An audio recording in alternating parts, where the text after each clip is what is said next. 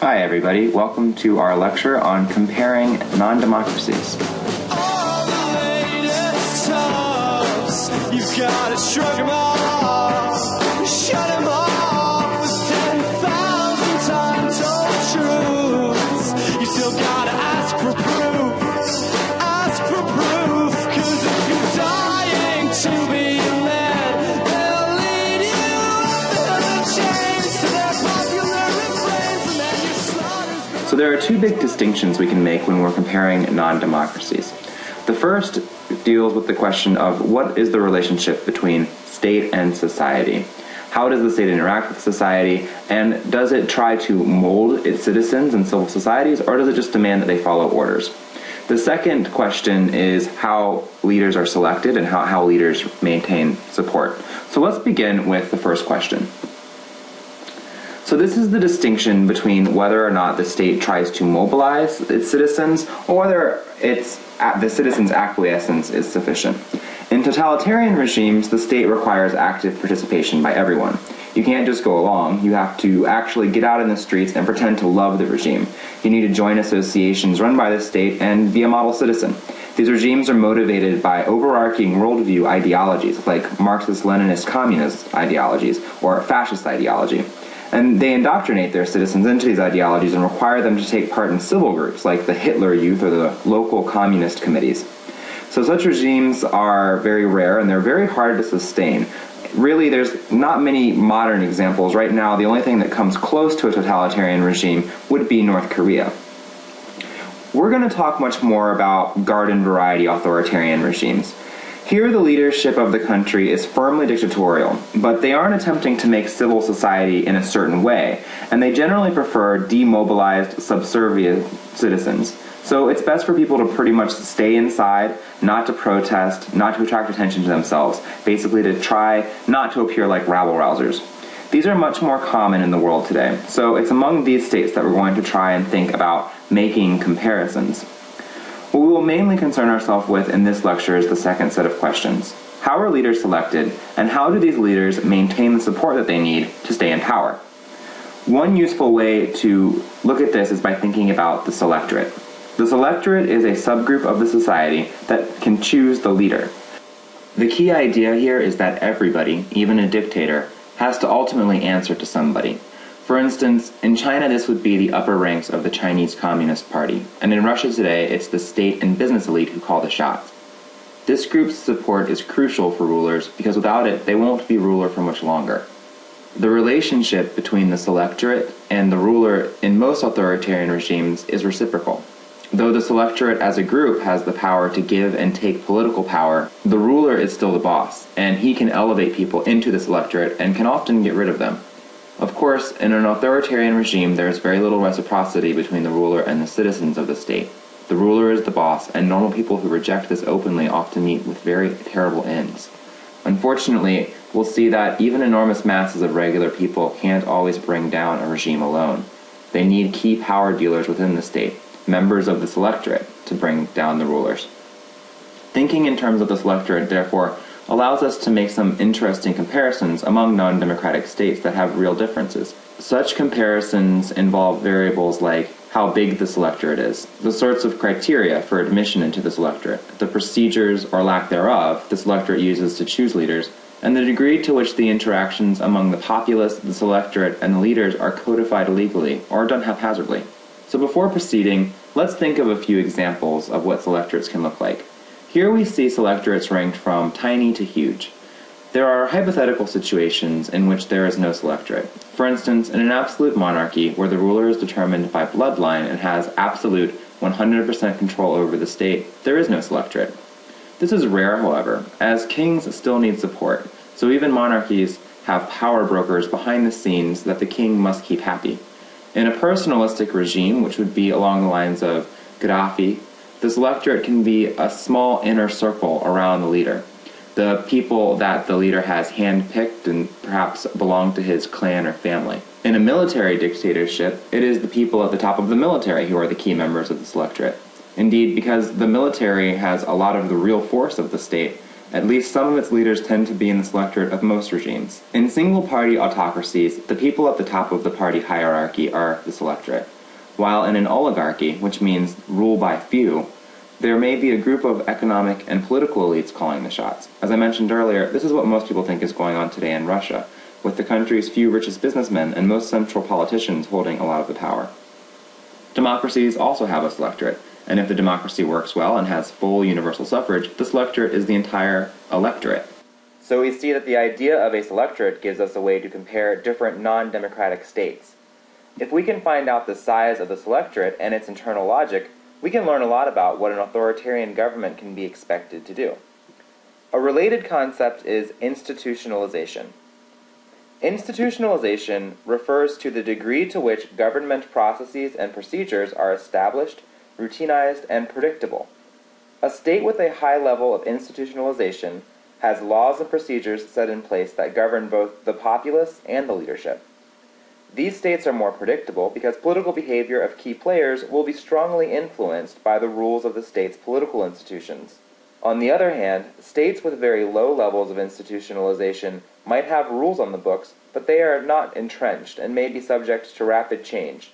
Therefore, neither the populace nor the rulers put much faith in them. This lack of procedural guidelines can lead to great unpredictability and instability.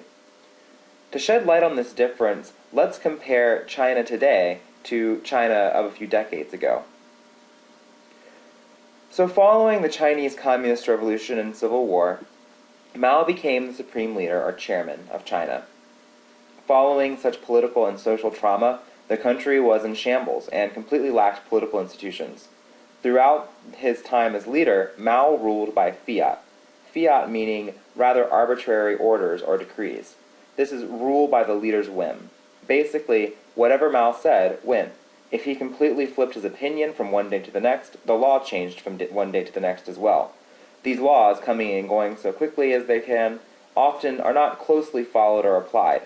If the law becomes inconvenient to an important power broker, the law is simply ignored, or even better, changed to match the needs of that powerful person. Often in states with low institutionalization, there is no procedure for removing leaders from power and then installing a new leader. Thus, struggles over power can happen a lot.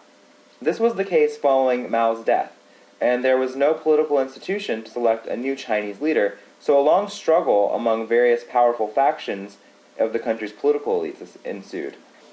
With low political institutionalization, the selectorate might be very small, and it can actually be very difficult to tell who is in the selectorate. It's not clear how you get into the selectorate, and there aren't rules governing the selection of the next leader.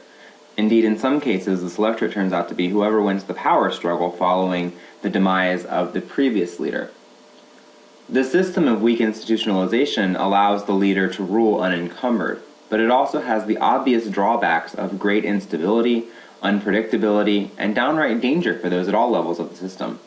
Indeed, as you ascend to the top of a system with little political institutionalization, you'd better sleep with one eye open. So let's compare this situation to China today, which is ruled by a highly bureaucratic and highly institutionalized party, the Chinese Communist Party. While this is the same party in name as the party of Chairman Mao, it's a very different institution. It has shed its revolutionary ideology and fervor for orderly and pragmatic rule. There are many political institutions and bureaucracies to enforce the rule of law, which is increasingly applied to citizens as well as political elites. Indeed, the very office of chairman of the party that Mao occupied has been disbanded, and now the leader of the Chinese states assumes a number of different titles, namely the General Secretary of the Communist Party, as well as the President. The person occupying these offices also has regular, predictable laws to answer to, namely a limit of serving 2 5-year terms. Succession is determined by the members of the selectorate, who belong to legally entrenched institutions such as the National People's Congress and the Party Politburo. Succession is rather orderly, and we have known for quite some time now that at the end of President Hu Jintao's time as president, Xi Jinping would take the reins of power. Indeed, he has slowly become the deputy or vice to each of Hu's positions. There are rules governing entry into the selectorate, by working one's way up the hierarchy in the various state and party bureaucracies. Therefore, the overall system is much more predictable and, from most perspectives, fairer. This is not at all to say that corruption and skirting the law are not enormous problems in China today, as they are in many other states. Still, the leadership has worked to bring greater transparency and law and order to their society through strengthening and depersonalizing political institutions. One interesting question is what explains levels of institutionalization among authoritarian countries? Why does institutionalization occur? It seems very much against the interests of the leaders, as it introduces limits on what they can do. On the other hand, it has benefits that leaders reap as well. A political scientist named Jennifer Gandhi has argued rather convincingly that one major reason to establish political institutions is to facilitate negotiations and bargaining. These institutions become a forum for co-opting opposition or potential rivals.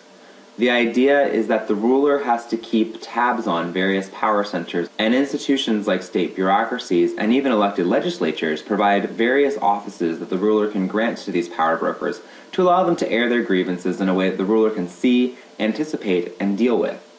As Gandhi noted, this allows rulers to, quote, make concessions while appealing to be magnanimous, rather than weak. Therefore, because the ruler is not caught by surprise at new demands or shifting alignments of power, the ruler can strike deals that seem logical and fair, instead of appearing to be irrational and unpredictable when surprised. So we see that a lot of this has to do with the ruler's level of information. This speaks to what Winthrop calls the dictator's dilemma. This is the problem that an authoritarian ruler often has very bad information.